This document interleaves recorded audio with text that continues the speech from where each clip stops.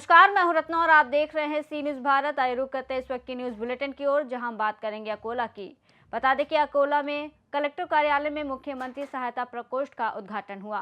आगे बात होगी इंदौर की, जहां रविदास समाज का 5वां सामूहिक विवाह सम्मेलन हुआ संपन्न। इसके साथ ही आगे चर्चा होगी जौनपुर की, जहां नेवी में नौकरी दिलाने का झांसा देकर ठगी के मामले में पुलिस ने 3 आरोपियों के खिलाफ दर्ज किया मुकदमा। ऐसी तमाम खबरों पर विस्तार से चर्चा करेंगे इस न्यूज़ बुलेटिन में। गुजरात पुलिस ने गुजरात विश्वविद्यालय क्षेत्र से अपहृत एक नाबालिग युवक को रिहा करा लिया है। बता दें कि युवक के दोस्तों ने पैसे के बदले में युवक का अपहरण कर लिया था और उसे राजस्थान ले गए थे। गुजरात विश्वविद्यालय पुलिस ने सूचना मिलने के कुछ ही घंटे के भीतर अपहृत युवक को रिहा कर दिया। अपहृत नाबालिग का दोस्त हर्ष शेयर बाजार में काम करता है, जिसने कुछ ही घंटों में शेयर बाजार में निवेश करके अच्छा पैसा कमाने का लालच दिया। इससे प्रभावित होकर शिकायतकर्ता युवक ने अपने दोस्तों से 9.40 लाख रुपए उधार ले लिए। जब शिकायतकर्ता युवक और उसके मामा हर्ष को उधार लिए गए पैसे भेजने के लिए अनुष्ठान करने गए तो आरोपियों ने शिकायतकर्ता युवक का अपहरण कर लिया और आरोपी ने शिकायतकर्ता के साथ अहमदाबाद शहर में विभिन्न स्थानों में घुमाया। इस बीच जब पैसे लेने वाले हर्ष ने अपना फोन बंद कर लिया तो आरोपी एक साथ हो गए और युवक को राजस्थान ले गए। युवक का अपहरण करने के बाद आरोपियों ने उसके परिजनों से पैसे नहीं मांगे। अपहृत युवक के नाबालिग होने की गंभीरता को देखते हुए गुजरात विश्वविद्यालय पुलिस ने मामला दर्ज कर आरोपी को तुरंत गिरफ्तार कर लिया है। विगत एवी है कि नवरंग गुजरात यूनिवर्सिटीना अपने कॉलेजना 3 रस्ता पासे आ कामना फरियादीना सगीर वयना पुत्र अने एना मामा एक आंगळीओ करवा माटे गयेला हता અને એના મામાને જણાવેલું સગીર વયના પુત્રે કે તમે આંગળીઓ કરતા હોય દરમિયાનમાં 3 રસ્તા પર વેઇટિંગ કરીને ઊભા હતા। જ્યારે આંગળીઓ કરીને પરત આવેલ ત્યારે એનો ભાણેજ ત્યાં જોવા મળેલ નહીં, જેથી આ બાબતે તેમનો ફોનમાં સંપર્ક નહીં થઈ શકતા એમના પરિવારના સભ્યો દ્વારા તાત્કાલિક ગુજરાત યુનિવર્સિટી પોલીસ સ્ટેશન દ્વારા કંઈ અજુગતું થઈ અને અપહરણ થયેલાની હકીકત જાહેર કરેલી હતી।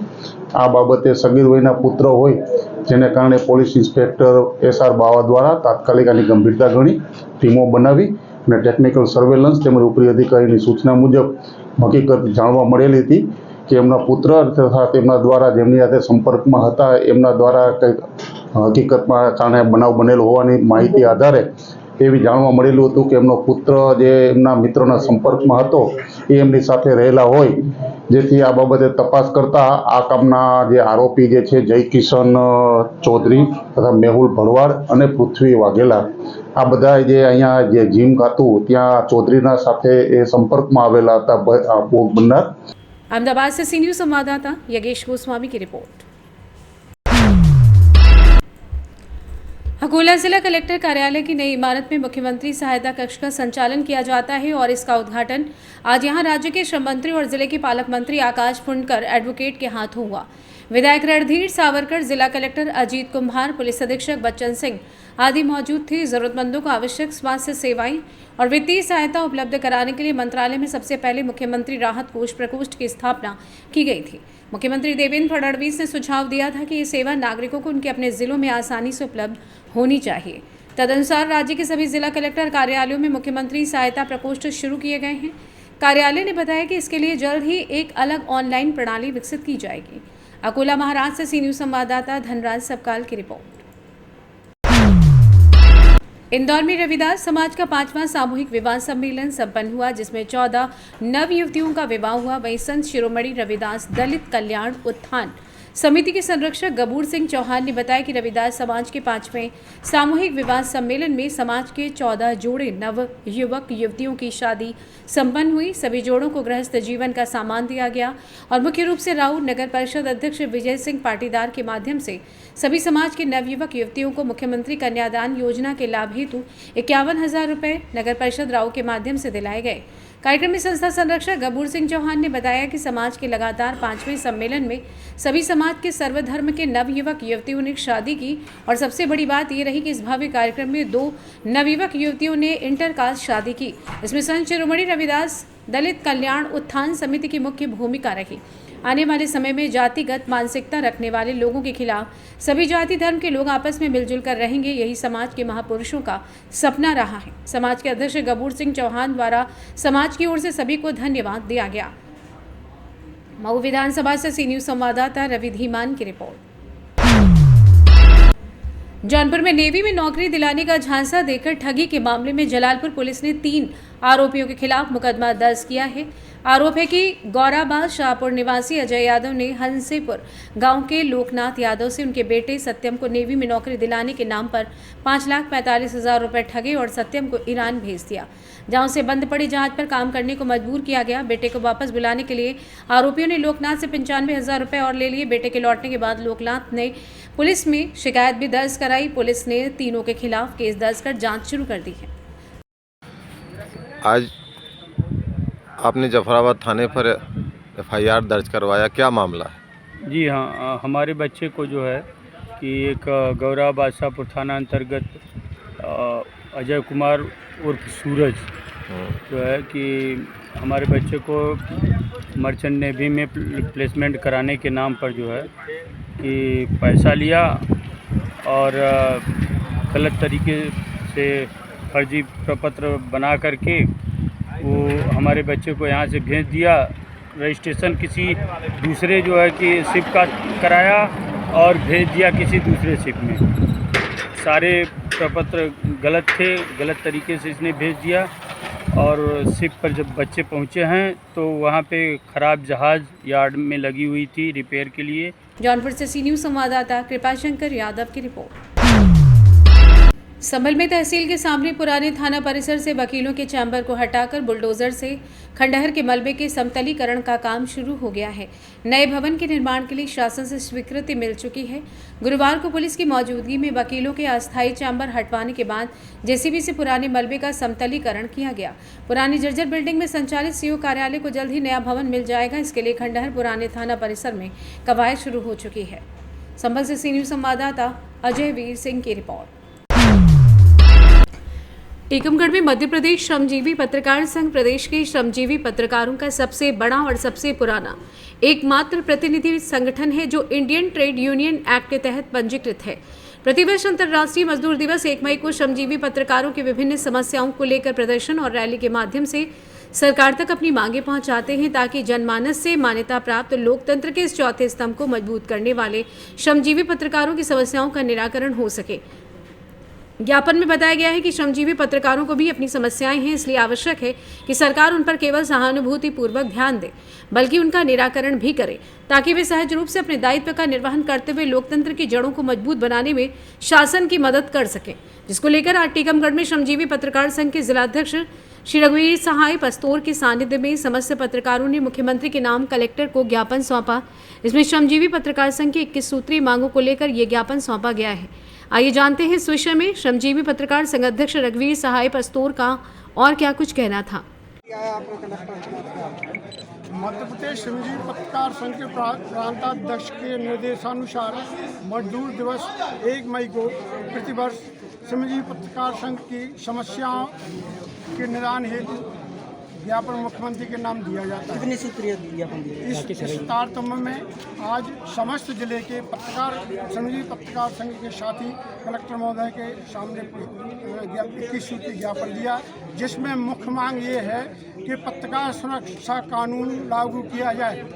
दूसरा, मध्य प्रदेश श्रमजीवी पत्रकार संघ का प्रदेश कार्यालय जो कमलनाथ की सरकार में हम लोगों से छीन लिया गया था, उस ज़मीन को वापस दिलाया जाए। पत्रकारों को निःशुल्क आवास दिए जाएं, पत्रकारों के लिए टोल टैक्स फ्री किए जाएं तथा पत्रकारों के लिए प्रत्येक जिले में तहसील में पत्रकार भवन दिया जाए। पत्रकारों के बच्चों को निःशुल्क शिक्षा दी जाए तथा इनका आयुष्मान कार्ड में नाम जोड़ा जाए। अधिमान्य पत्रकारों को 60 साल की जो सीमा है उसको हटाया जाए। ये मुख्य मांगे 21 मांगे हैं जो मुख्यमंत्री के लिए कलेक्टर महोदय के लिए दी। टीकमगढ़ से सी न्यूज़ संवाददाता गिरीश कुमार खरे की रिपोर्ट।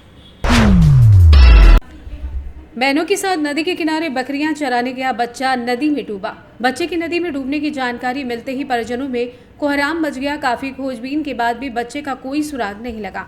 बता दें कि सुबह नदी में बच्चे का शव तैरता मिलने से परिजनों में कोहराम मच गया। सूचना पर पहुंची पुलिस ने शव को कब्जे में लेकर पोस्टमार्टम हेतु भेजा और आवश्यक जांच पड़ताल में जुटी हुई है। ये पूरा मामला औरैया जनपद की अजीत मल कोतवाली क्षेत्र के रुरुआ गांव का बताया जा रहा है। क्या नाम है आपका? जानकी प्रसाद, कहाँ के निवासी हो? रुरुआ। एक रुरुआ में एक बच्चा के साथ घटना हुई है, हाँ साहब, क्या घटना है? वो घटनाकार नदी में डूब गए। वो खेत पे बकरियां चराने गए थे, तो लड़का खेलने लगे, तो खेलने में जो है वो का नाम ये पता नहीं लगा कि बच्चा कितने खने हुआ कूद गो नदी में। कितने बच्चे थे? बच्चे तो कुल थे 5-6 बच्चे आते। और ASC न्यूज संवाददाता राजेश मिश्रा की रिपोर्ट। सहारनपुर में समाजवादी पार्टी के कार्यकर्ताओं के द्वारा हकीकत नगर स्थित रामलीला ग्राउंड में धरना प्रदर्शन किया गया। ये प्रदर्शन समाजवादी पार्टी के राष्ट्रीय महासचिव एवं राज्यसभा सांसद रामजी लाल सुमन को लगातार मिल रही जान से मारने की धमकियों, उनके आवास और काफिले पर हुए हमलों तथा उत्तर प्रदेश में PDF समाज के बढ़ते उत्पीड़न के खिलाफ किया गया। धरने के दौरान वक्ताओं ने कहा कि उत्तर प्रदेश में कानून व्यवस्था पूरी तरीके से चरमरा चुकी है। आए दिन आम जनता का उत्पीड़न, हत्याएं, महिलाओं के साथ दुर्व्यवहार और आरक्षकों पर हमले आम हो गए हैं। अपराधियों के हौसले बुलंद हैं और भाजपा सरकार कानून का राज स्थापित करने में पूरी तरीके से विफल साबित हो रही है। आइए जानते हैं इस विषय में जिलाध्यक्ष समाजवादी पार्टी अब्दुल वाहिद का और क्या कुछ कहना था। जी, आज आप लोगों ने धरना दिया है, क्या मुद्दा? समाजवादी पार्टी की पूरे उत्तर प्रदेश के धरना दिया जा रहा है और उसका मुख्य कारण क्या है ये जानते हैं। रामलाल जी सुमन जो है, जो राज्यसभा सांसद थे, उनके घर पर हमला किया गया, क्योंकि उन लोगों ने हमला किया जिनको इतिहास की जानकारी नहीं। इतिहास को पढ़ा जाए तो रामजी लाल जब दिया वक्तव्य कोई गलत नहीं है, सही वक्तव्य दिया गया। उसके बाद बुलंदशहर जाते हुए अलीगढ़ के अंदर जो है फिर उस पर हमला किया गया, जूतों आपके पत्थर फेंके गए, चप्पल फेंके गए और उस पर जो है गाड़ियाँ टूट गई, घायल हो गए। हमारे समझ में करनी सेना का नाम लेकर के जो आतंकवाद फैलाने का काम करते, उनके खिलाफ प्रशासन द्वारा कोई कार्रवाई नहीं की जा रही। और PDA का जो नारा दिया था, PDA के ऊपर आज उत्तर प्रदेश के सरकार के अंदर जो है अत्याचार हो रहे हैं, उसी को लेकर के आज धरना स्थल पर हम यहाँ पर बैठे समाजवादी पार्टी राष्ट्रीय अध्यक्ष माननीय अखिलेश यादव के आह्वान पर आज हमने धरना देने का काम किया गया और मैं राष्ट्रपति महोदया को एक ज्ञापन देने का काम करेंगे, जिसमें हमने सब लिखा है इस बात के लिए कि उनके खिलाफ कार्रवाई होनी चाहिए। करनी सेना एक ग्रुप है, एक दल है, कोई ऐसा कारण जो आपका उसका इतिहास नहीं रहा है, जिसका कोई आपका संदर्भ देने का काम किया जा सकता है, इसलिए उस पर रोक लगाने का काम किया जाए और खिलाफ कार्रवाई। सहारनपुर से सी न्यूज संवाददाता शाकिर राजपूत की रिपोर्ट। जालना के चंदई एक्को में एक घटना घटी जहां दो पोतों ने अपनी 65 वर्षीय दादी के सोने और चांदी के आभूषणों को देखकर उन पर हमला कर दिया। आरोपियों के नाम 22 वर्षीय प्रदीप उर्फ काका साहब ढकने और 26 वर्षीय संदीप ढकने हैं। हत्या की गई दादी का नाम 65 वर्षीय केसरबाई ढकने हैं। 29 अप्रैल को चंदई एक्को में 65 वर्षीय केसरबाई ढकने की हत्या कर दी गई थी। इसके बाद पुलिस ने जांच पड़ताल की। इस दौरान केसरबाई के कान टूटे हुए पाए गए। ये भी पाया गया कि उनके शरीर से 15 किलो वजन की चांदी के जेवर गायब थे। इसलिए जांच में पता चला कि हत्या आभूषणों के लिए की गई थी। यहां तक कि दादी की हत्या के बाद भी दोनों पोते अंतिम संस्कार में मौजूद नहीं थे। इस मामले से पुलिस चिंतित हुई और उन्होंने आरोपियों की तलाश के लिए एक पुलिस टीम भेजी। पुलिस ने दोनों आरोपी पोतों को मध्य प्रदेश राज्य की सीमा से गिरफ्तार कर लिया है। इस बीच पुलिस मामले की जाँच कर रही है। जालना से सी न्यूज संवाददाता योगेश की रिपोर्ट। एक तरफ झोलाछाप डॉक्टरों पर प्रशासन की ओर से कार्रवाई की जा रही है, दूसरी तरफ राजनगर तहसील क्षेत्र में हर चौराहों और गांव-गांव झोलाछाप डॉक्टरों के क्लिनिक खुले हुए हैं। आखिर विकास खंड अधिकारी इन पर मेहरबान क्यों हैं? छतरपुर जिले के बमीठा नगर में डॉक्टर सचान के द्वारा बिना रजिस्ट्रेशन के अपने ही घर पर क्लिनिक संचालित किया जा रहा है, जिसमें बमारी निवासी शांतिबाई रजक पति महिलाल रजक उम्र 55 वर्ष के इलाज के दौरान मौत हो गई। पुलिस ने भी मामले की जांच प्रारंभ कर दी थी, लेकिन बमीठा के कुछ स्थानीय दलाल नेताओं ने सक्रियता दिखाकर मामले को रफा दफा कर दिया। भले ही प्रदेश के मुखिया झोलाछाप डॉक्टरों के खिलाफ अभियान चला रहे हूं, लेकिन राजनगर विकासखंड में इसका कोई असर देखने को नहीं मिल रहा। झोलाछाप डॉक्टरों के खिलाफ अभियान चलाकर बड़े स्तर पर वसूली राजनगर विकासखंड चिकित्सा अधिकारी द्वारा की जा रही है। इस मामले में BMO यशवंत बमेरिया से बात की तो उन्होंने कहा कि अभी फीड पर है, जब समय होगा तो जानकारी देंगे। आइए जानते हैं इस विषय में मृतक के परिजन एवं डॉक्टर सचान क्लिनिक का क्या कुछ कहना था। आपका जी क्या नाम है आपका? सर एक महिला की डेथ हो गई है आपके यहाँ पे, तो क्या कहेंगे इस संबंध में? हमारी तो कोई गलती ऐसी नहीं है कि हमने कोई गलत इलाज किया हो कि इसकी वजह से मौत हो गई होगी। क्या कारण है फिर मौत का, कैसे हुई? अभी हमें कुछ पता ही नहीं है। आपने यहाँ कोई से ट्रीटमेंट नहीं किया? कि 12 बजे आपने ट्रीटमेंट किया है या नहीं? नहीं, हाँ 12:30 बजे ट्रीटमेंट तो हम बता तो रहे आपको कि 12:30 बजे करीब ये आई तो हम बोले हमें कमजोरी है, बोतल लगा दो। इनकी खून की जांच गई तो इस बार बोतल लगा दी। बोतल लगाने के बाद ये चली गई, लेकिन नर्सों भी एक बोतल इनको चढ़ चुकी थी। फिर बोली कि हमें आराम है, एक बोतल और लगा दो। तो आज दोपहर में लगवा गई 12 बजे। आपका रजिस्ट्रेशन वगैरह है अस्पताल का? जी? क्लिनिक चलाने का रजिस्ट्रेशन है? हाँ है आपका? हाँ। क्या नाम है आपका? शौकी दादा। क्या हुआ यहाँ पे आप? कि हमारी चाची है, इलाज कराने आई थी तो डॉक्टर साहब ने यहाँ पे इंजेक्शन लगाया और एक्सपायर। किस डॉक्टर साहब के यहाँ आई थी? बमीठा का भी मामला है जो एक अवैध क्लिनिक पर किसी महिला की मौत हो गई है। हाँ, जानकारी में अभी आया है जिसमें टीआई महोदय द्वारा पुलिस द्वारा कार्रवाई की जा रही है उसमें। तो ये अभी संज्ञान में आया है, अभी परसों कल ही संज्ञान में आया हमारे। सर उस पर भी कोई कार्रवाई होगी? हाँ, स्वास्थ्य विभाग की तरफ से भी उसमें कार्रवाई होगी। अभी तो पुलिस विभाग द्वारा कार्रवाई की जा रही है। छतरपुर मध्य प्रदेश से सी न्यूज संवाददाता कुलदीप सक्सेना की रिपोर्ट। फिलहाल इस बुलेटिन में बस इतना ही। देश और दुनिया की तमाम बड़ी खबरों के लिए देखते रहिए सी न्यूज भारत।